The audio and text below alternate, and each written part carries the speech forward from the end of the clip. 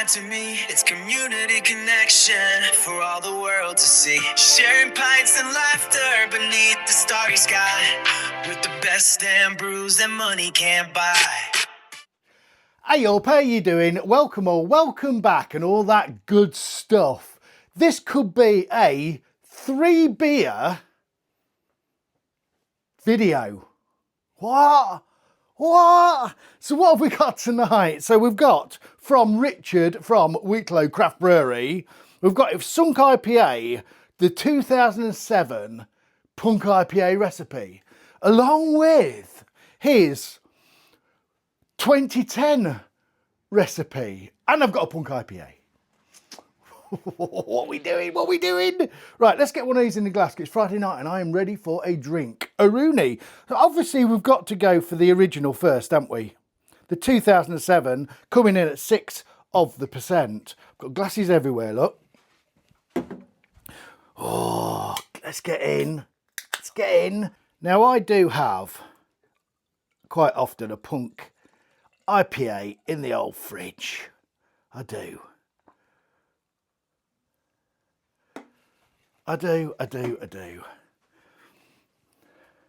The beer in the glass, beautiful clarity. Bubbles streaming up the glass with a lovely white head. Let's get in.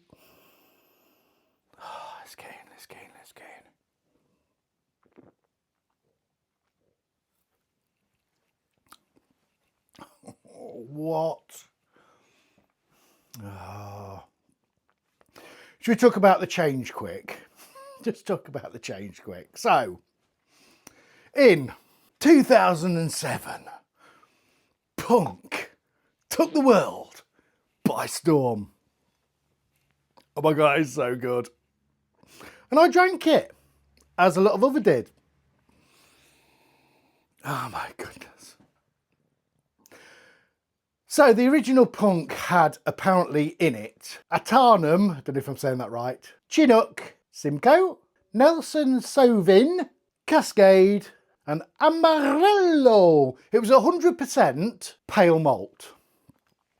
A blooming heck, that is.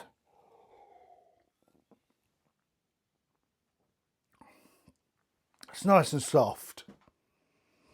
It's got a lovely grapefruit. It's got some tropical fruits. It's lingering. I think this one's got a bit of mochuica in it on top, which I like mochuica, it's beautiful. It's grapefruity, it's piney, it's refreshing, it's hoppy, it's fruity. All the hops are on hop side apparently, I think. Might be talking absolute rubbish.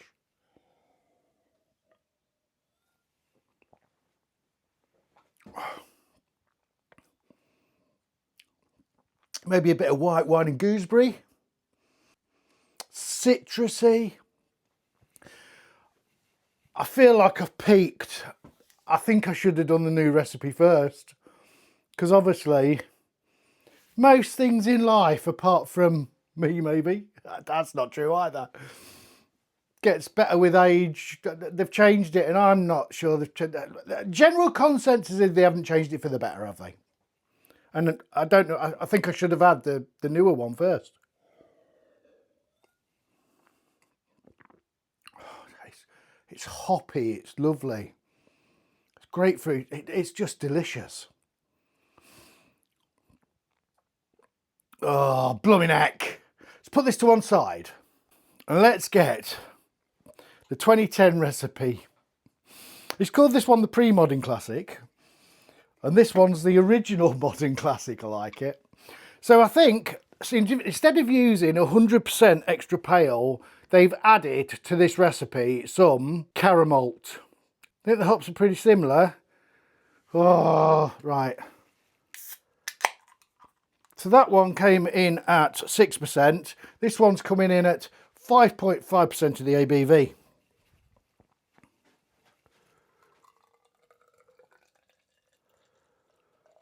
The newer versione.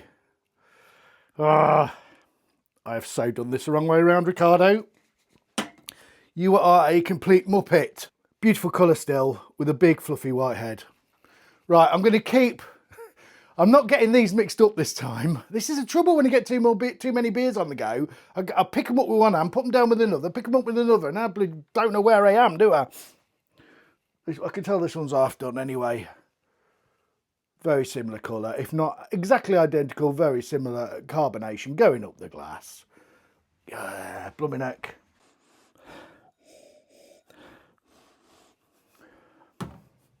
Smell different, definitely smell different.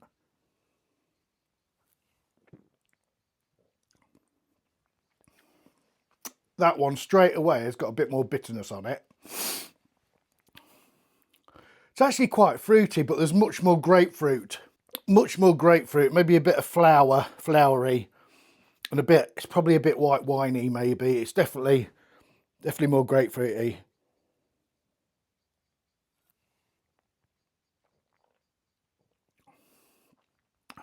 I think that grapefruit, maybe that grapefruitiness is, I'm getting confused with maybe bitterness. I mean, we know they're citrusy. They're both citrusy, aren't they? They're going to be. It's delicious. You see, I don't think that's going to taste exactly like what I'm going to get out of a can. Because that is, again, it's like grapefruity, that you get that crispy, nice grapefruitiness, but it's still quite soft.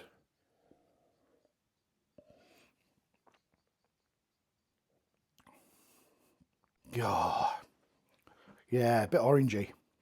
It's not pithy at all. It's fruity. Hang on.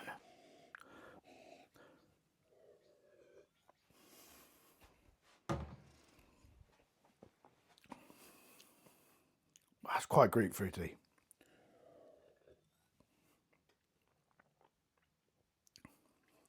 You know, doing these side by sides, I know people go, well, you've not had an amuse-bouche in between. Things mix into each other. There's probably something in it, to be fair. There's probably something in it. That's changed. That's changed. That tastes different. Whether it's because I've had a bit more of it, or whether it's because I've had some of this, I'm not sure. I'm going to do it. I'm going to do it. I've got to do it, and I've got to do it. I've got to do it. I've got to do it. I've got to be up in the morning.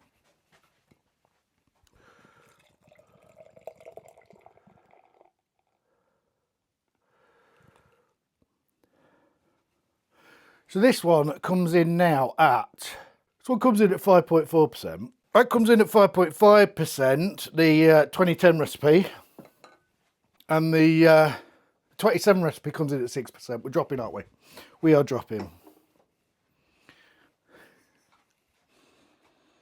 So that smells more orangey, like orange, like a satsuma.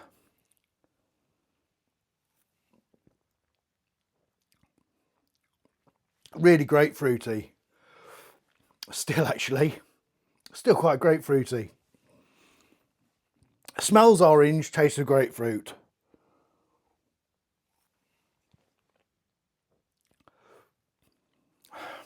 Do you know what?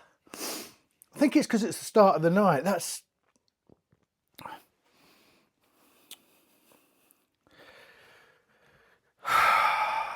2010 recipe. That looks a bit darker, but that's probably because it's in a different glass, I've got to be honest.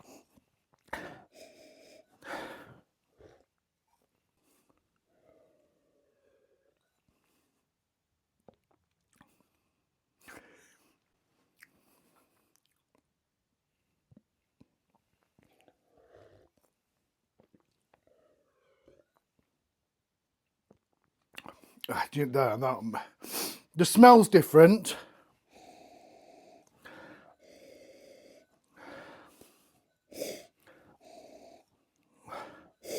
Rather, I might be getting a bit confused here. The taste is, there's not much in that, I've got to be honest. But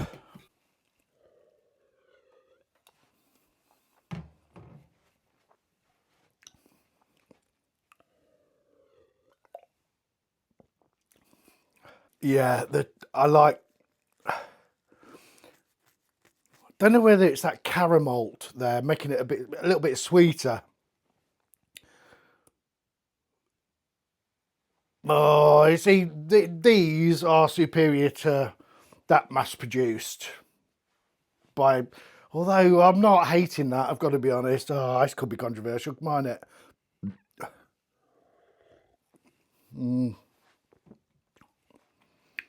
It's not out of the way. I think the water profile is better on these. It just brings everything together. The aroma on this is much better. I mean, this one, if I put it here, I have to get my snozzle in. It's really grapefruity. Richard's, I can smell it when I'm wafting it about. I don't know what numbers, and it smells really orangey rather than grapefruity, I think. It's much more of a pleasant rounded smell, that.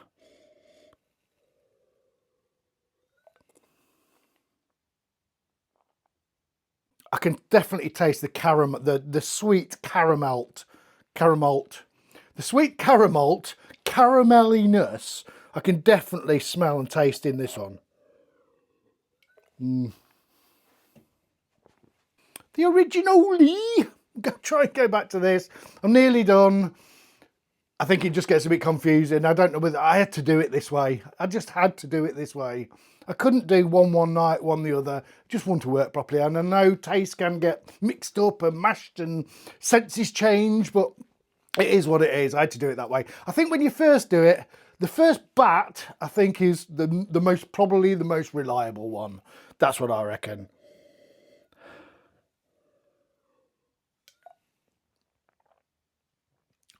Yeah. It's just hoppier, but I like the caramel on that one. And I'm not getting the caramel on the canned version, the original, the real one. I mean, these are handcrafted with love by Richard, who is a proper legendary brewer now and YouTuber. I better drop in, Ante. If you haven't checked his channel out, don't know where you've been, I'll leave the link below. You better go and look at it, I think. I would normally say I would suggest you look at it. If you don't look at it, you are properly missing out. Genuine nice guy. And I'm going to do this on all these videos. I've got a few. I would sponsor him. He's just so good. He's so nice. Great brewer, great kit, great family. Just an all-round nice guy, generous, friendly, nice, just everything. He looks like a nice guy. Even if he didn't speak and you knew nothing about it, you would look at him and you go, he's a nice guy, he is. Do you know what I mean? He looks like a nice guy and he is a nice guy anyway. Yeah, where was I? We'll just have a quick read of the labels before we go. Put my other reading glasses on. So we've got Brewdog took UK craft brewing by storm when they launched Punk in 2007, but in 2010 they dramatically changed the recipe, and again in 2025. This 2007 recipe is literally the beer that started it all. A simpler recipe with 100% extra pale malt and hop with Chinook, Crystal, Hatanam and a touch of Motueka, all hot side with no dry hop. Expect grapefruit and pine bitterness balanced by firm maltiness with the drinkability that defines its strength. 6% of the ABV. So Postmodern Classic, 2010 recipe, 5.5% of the ABV. The main difference, the addition of 4.6% caramel to the all extra pale malt bill and the introduction of a mega dry hop containing Chinook, Atanum, Simcoe, Nelson Sauvin, Cascade and Amarillo. The layers of flavours when drunk fresh were revolutionary at the time. So we've got a dry hop in the 2010. We've got all hot side in 2007. So you'd think it was a bit more bitter. If you blindfolded me, I'd drunk them, and then blindfolded me half an hour later, I would probably know the difference. I'd definitely know the can. I would definitely know the one with caramel. That you can tell that caramelness. You really can. It's nice. I quite like that. But the original one was just, it's just hoppier. And the commercial, let's not beat around the bush here. Richard is putting a lot of love into his beers. The beer is going to be, in my humble opinion, much more superior than what comes out of Brewdog's massive, great big vats. It's just the way it is. More attention to detail. I know they've got consistency, but yeah, it's going to be a better beer, isn't it? It's going to be a better beer. Anyway, I've definitely waffled on too much. There is more of Wheatlow Brewery, Richard's beers coming. I'm going to do this, and then it might not come out at the same time. Let me just stop. Rick, stop just there. I've got 3 beers to drink. The trouble is when you do this, I've got 3 beers. I mean, I've drunk.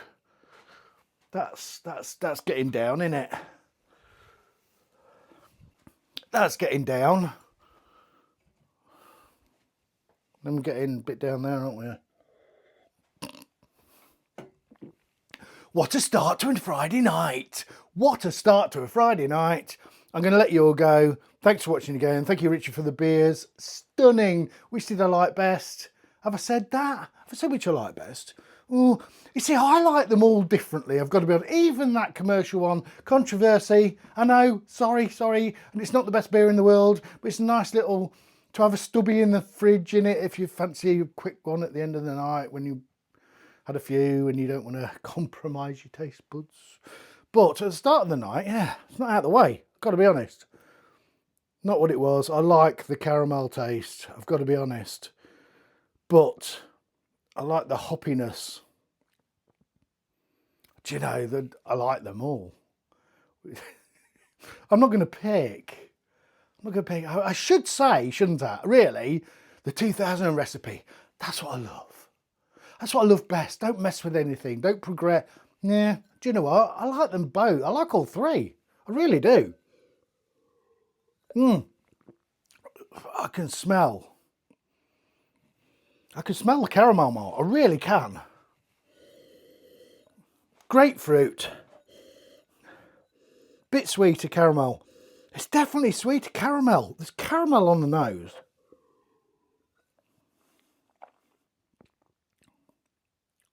It's a bit sweeter and a bit caramelly. It is with some, yeah. Anyway, we've done this. Let's, hang on. I'm going to go and chill and relax and enjoy these. Very nice. Very, very nice, all of them. I don't know whether I did them justice, I've got to be honest. I didn't go that deep. Why go that deep? Well, I could go that deep. I'm definitely waffling now, aren't I?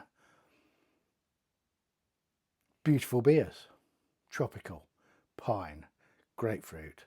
Bit of white wine. Bit of caramel. Lovely. Anyway, I'm going to go. I'm going to finish these. I've not got much left, have I? This is anyway. Thank you, Richard, for sending me the beers. I really appreciate it. It's stunning, stunning beer. As always, I expect no less. The bar's high. I appreciate you all. Cheers. Like, subscribe and hit the bell.